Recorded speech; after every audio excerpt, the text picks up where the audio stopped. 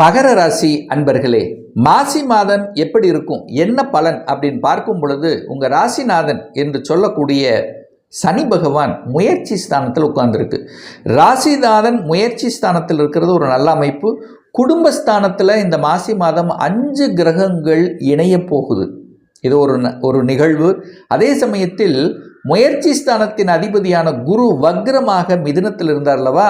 இப்போ இந்த மாசி மாதம் குரு வக்ர நிவர்த்தி அடைகிறது. எப்போ? மாசி மாதம் 27/11/3/2026 அன்று. அப்போ குரு வக்ர நிவர்த்தி அடைகிறது. குடும்பஸ்தானத்தில் தனஸ்தானத்தில் 5 கிரகங்கள் இணைவு. உங்கள் ராசிநாதன் 3ஆம் இடத்தில் இருக்குது. முயற்சி நன்றாக இருக்க போகுது. ராசியில் செவ்வாய் உச்ச பலம், அதாவது 4ஆம் அதிபதி, சுகத்தை தரக்கூடியவன், லாபத்தை தரக்கூடியவன் ராசியில் உட்கார்ந்துருக்கார். ஒரு நல்ல அமைப்பு தான். லாபத்தை பற்றிய சிந்தனை உணர்வுகள் அதிகமாக இருக்கும், அதில் மாற்று கருத்து இல்லை. ஆனால் செவ்வாய்ங்கிறது ஒரு கோப கிரகம், ஆக்ரோஷ கிரகம். அவர் உங்கள் ராசியில் உட்கார்ந்துருக்கார். சில சமயங்களில் கோபத்தை தரும், சில சமயங்களில் நிதானத்தன்மையை இழந்துவிட்டு எதையாவது பேசிவிட்டு அதுக்கப்புறம் வருத்தப்படக்கூடிய தன்மையை ஏற்படுத்திடும். ஸோ அப்போ நிதானம், பொறுமை என்பது ரொம்ப முக்கியம் இந்த மகர ராசி அன்பர்களுக்கு.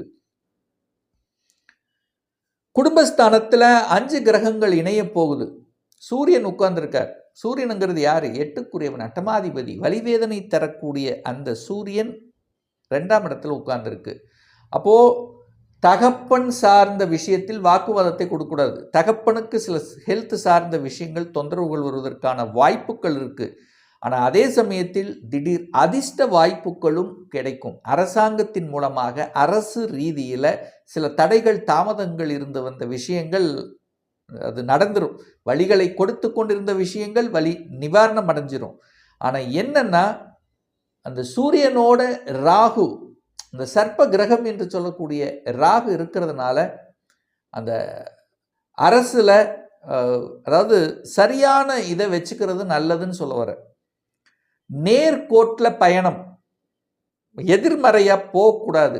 வம்பு வழக்கு, கோர்ட்டு கேஸ், நெகட்டிவ் விஷயத்துக்குள்ளே போகக்கூடாது. ஏன்னா கோபத்தையும் ஆக்ரோஷத்தையும் தூண்டக்கூடிய அமைப்பில் இந்த மாதம் மகரத்துக்கு இருக்குது. டக்குன்னு கோபம் வந்துடும், டக்குன்னு பேசிடுவீங்க. பணம் சார்ந்த விஷயத்தில் கவனம். பணம் வருமா? கண்டிப்பாக கொடுக்கும். பணம் என்பது உங்கள் வீட்டுக்கு ஏதோ ரூபத்தில் பணம் வந்து சேரும். ஆனால் பணத்தை கையாளுகின்ற விஷயத்தில் தான் கவனமாக இருக்கணும். எங்கள் ராகு இருக்கார், 8ஆம் அதிபதியும் கூட இருக்குது, 6ஆம் அதிபதியும் சேர்ந்துருக்கு. ஸோ 6, 8ஆம் அதிபதிகள் சேர்ந்தாலே இங்கே 1000% வலின்னு சொல்லுவேன். அப்போ குடும்பத்தில் வாக்குவாதங்கள் கூடாது. கணவன் மனைவிக்குள்ளே சண்டை சச்சரவுக்குள்ளே போகக்கூடாது. விட்டு கொடுத்து போகணும், அனுசரணையோடு போகணும். ராகு இருக்கிறதுனால உங்கள் 2 பேர்த்துக்குள்ள உங்களுக்குள்ள பிரச்சனை வருது இல்லையோ, 3ஆம் நபர்கள் வெளியிருந்து வரக்கூடியவங்களால தொந்தரவு வருவதற்கான வாய்ப்புகள் இருக்கிறது. ஸோ அதனால் கவனம். குடும்ப விஷயத்தில் மற்றவர்கள் தலையீடு வராமலும் நீங்கள் மற்றவர்கள் குடும்பத்துக்கு போகாமல் இருப்பதும் சிறப்பு என்பதை ஞாபகத்தில் வைத்துக் கொள்ளுங்கள் இந்த மகர ராசி அன்பர்கள். முயற்சி ஸ்தானத்தில் ராசி அதிபதி உட்கார்ந்துருக்கார். ஒரு தன்னம்பிக்கை இருக்கும், ஒரு துடிப்பு இருக்கும், ஒரு செயல்திறனுங்கிறது இருக்கும், ஒரு வேகம் இருக்கும், ஏதாவது ஒன்று பண்ணணும், சாதிக்கணுங்கிறது இருக்கும். ஆனால் அதே சமயத்தில் சில சமயங்களில் ஸ்லோவாகவும் இருக்கும். இன்றைக்கி செய்கிற வேலையை நாளைக்கு செய்யலாம் அப்படிங்கிற அந்த ஒரு ஸ்லோ ப்ராசஸும் உங்களுக்குள்ளே இருக்கும். மற்றபடி கெடுதல் என்பது இல்லை.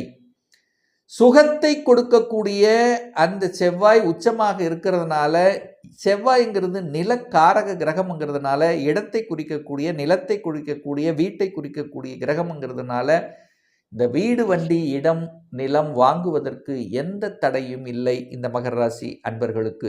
என வாங்க செய்யும். 4க்குரியவன் உங்கள் ராசியிலேயே உட்கார்ந்துருக்கார். அதை பற்றிய சிந்தனைகள் வராமல் உங்கள் மனசில், ஆழ்மனதில் இருக்காது. கண்டிப்பாக வரும். அந்த இடத்த வாங்கலாமா, இந்த இடத்த வாங்கலாமா, ஃப்யூச்சருக்கு ஏதாவது பண்ணலாமா, இடத்த வாங்கி போட்டால் பின்னாடி ஏதாவது நமக்கு யூஸ் ஆகும். ஸோ இப்படி திங்கிங் ப்ராசஸ் கண்டிப்பாக மகரத்துக்கு ஏற்படுத்தும். செயல்படுத்தினீங்கன்னா நல்லது தான். பணம், அதாவது இந்த வீடு கட்டுறதுக்கு இல்லை வீடை வாங்குறதுக்கு லோன் கிடைக்குமானா கிடைக்கும். ஏன்னா குரு உட்கார்ந்துருக்கார் 2ஆம் இடம், அதாவது 2ஆம் இடத்தை பார்க்குறார். அப்போது பணம், லோன் இதெல்லாம் சேங்ஷன் ஆகும்.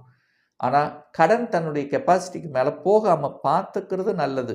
ஏன் இதை சொல்கிறேன் அப்படின்னா, இந்த மாதம், இந்த மாசி மாதம் 8ஆம் அதிபதி தனஸ்தானத்தில் இருக்கார், 6ஆம் அதிபதி தனஸ்தானத்தில் இருக்கு, 12ஆம் அதிபதி தனஸ்தானத்தை பார்க்குது. அப்போ இந்த 6, 8, 12 அப்படியே ஒரே கனெக்டிவிட்டியாக இருக்குது. அப்போ என்னன்னா, சிக்கலில் போய் சிக்கிக்க கூடாது. நீங்கள் இப்போ கோவப்பட்டு பேசுனீங்கன்னா அது பெருசாயிரும்னு சொல்ல வரேன். மற்றபடி எந்த பாதிப்பு இல்லை. எதிரி தொல்லைகள், அதாவது எதிரிகள் இருந்தாலும் காமிச்சு கொடுத்துரும். இவங்க தான் எதிரி, இவங்க தான் நமக்கு துரோகம் செய்கிறவங்க, இவங்க தான் நம்ம தீமை செய்கிறவங்க அப்படிங்கிறத இனம் கண்டு கொள்ளக்கூடிய அமைப்பு இந்த மாசி மாதம் இருக்குது. ஸோ அது தகுந்த மாதிரி செயல்படுத்துவது புத்திசாலித்தனம். இந்த மகர ராசி என்பவர்களுக்கு குரு வக்ர நிவர்த்தி அடைந்து 10ஆம் இடத்தை பார்க்குறார். அப்போ இங்கே பாருங்க, இந்த மாதம் 9ஆம் அதிபதி, 10ஆம் அதிபதி, 11ஆம் அதிபதி இணைகிறது.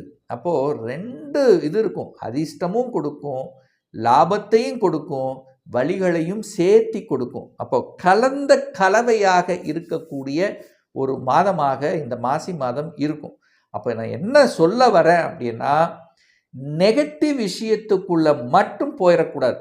உங்கள் ஆள் மனது, உள் மனது கண்டிப்பாக சொல்லும், இது போகலாமா வேண்டாமா. உங்கள் உள் மனசு வேண்டான்னு சொன்னால் போகாதீங்க, அவ்வளோதான்.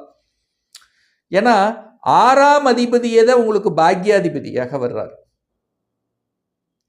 அப்போது அதோட 8ஆம் அதிபதி கனெக்ட் ஆகுது. அப்போது பாக்கியத்தோட ஒரு வழி கனெக்ட் ஆகுதுன்னு அர்த்தம். தொழில் ஸ்தானத்தின் அதிபதியோட 8ஆம் அதிபதி கனெக்ட் ஆகுது, ஒரு வழி கனெக்ட் ஆகுது. அப்போது அழுத்தம், ப்ரெஷர், டென்ஷன் இருக்கும். பட் சமாளிப்பீங்களா? சமாளிப்பீங்க. 8, 11 கனெக்ட் ஆகுது. 8, 11 கனெக்ட் ஆனாலே திடீர் அதிர்ஷ்டம் அங்கே. அப்போது வழிகளோடு இருக்கக்கூடிய சில விஷயங்கள், எனக்கு ப்ரமோஷன் கிடைக்கலையே என்று ஒரு 2, 3 மாதங்களாக ஆதங்கப்பட்டு கொண்டிருப்பவர்கள் எல்லாம் டக்குன்னு கிடைச்சிடும். அப்போ திடீர் அதிர்ஷ்ட வாய்ப்புகளும் இந்த மாசி மாதம் உண்டு, எதிர்பாராத விதத்தில் அப்படின்னு நீங்க எடுத்துக்கலாம். இந்த வெளிநாடு பற்றி, வெளி மாநிலம் பற்றியான எண்ணங்கள் உங்கள் ஆழ்மனதில் அதிகமாக இந்த பீரியட் ஓடும்.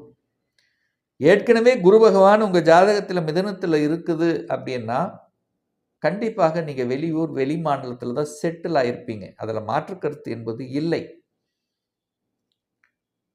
அப்போ 12ஆம் இடத்தை அந்த குரு பார்க்குறார். வக்ர நிவர்த்தி அடைந்து பார்க்கும் பொழுது 12ஆம் இடம் என்பது வெளிநாடு, வெளியூர், வெளி மாநிலம் சம்பந்தப்பட்ட அந்த இடத்தை அந்த குரு பகவான் 12ஆம் அதிபதியை பார்க்கறதுனால வெளிநாடு, வெளி மாநிலம் செல்வதற்கு எந்த தடையும் இல்லை.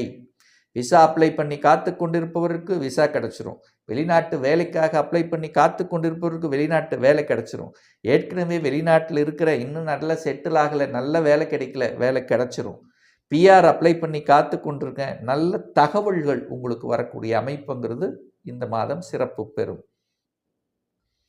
அந்த 12ஆம் இடம் வலுப்படும் போது முதலீடை குறிக்கக்கூடியதும் அந்த 12ஆம் இடம் தான். நம்ம ஏதாவது ஒரு முதலீடு தன்னுடைய ஃபியூச்சருக்காக ஒரு 10 வருஷத்துக்கு அப்புறம் நமக்கு ஒரு அமௌண்ட் வேணும், ஒரு சேஃப்டி பண்ணணும், அந்த முதலீடுகளை பற்றிய சிந்தனை உங்கள் ஆழ் மனதில் கண்டிப்பாக விதைக்கும். அப்போ முதலீடு பண்ணுவதற்கும் இந்த காலகட்டம் உகந்ததாக இருக்கிறது மகர ராசி அன்பர்களுக்கு அப்படின்னு சொல்லுவேன். ஒரு நல்ல தெய்வ வழிபாடு இந்த மாதம் குலதெய்வம் தான். குலதெய்வத்தை கெட்டியாக பிடித்து கொள்ளுங்கள். ஒரு தடவை அமாவாசை நாளோ அல்லது பௌர்ணமி நாளோ உங்களுக்கு எப்போ முடியுதோ ஒரு தடவை இந்த மாதம், மாசி மாதம் உங்கள் குலதெய்வத்துக்கு சென்று வாருங்கள். உங்கள் வழி நிச்சயமாக போக்கும். அடுத்து பார்த்தீங்கன்னா விநாயகர் மூர்த்தி 8ஆம் இடத்துல கேது உட்கார்ந்துருக்கார். விநாயகரை கெட்டியாக பிடிச்சுக்குங்க. உங்கள் வழியெல்லாம் காணாமல் போயிடும். ஹெல்த்து சார்ந்த விஷயங்கள், மற்ற ஏதாவது ஒரு வழியை கொடுத்துட்ருக்கு அப்படின்னா டெய்லியும் விநாயகரை வழிபாடு எடுத்துக்குங்க. கண்டிப்பாக உங்கள் கஷ்டங்கள் நிச்சயமாக விலகும் என்பதில் எந்தவித மாற்று கருத்தும் கிடையாது.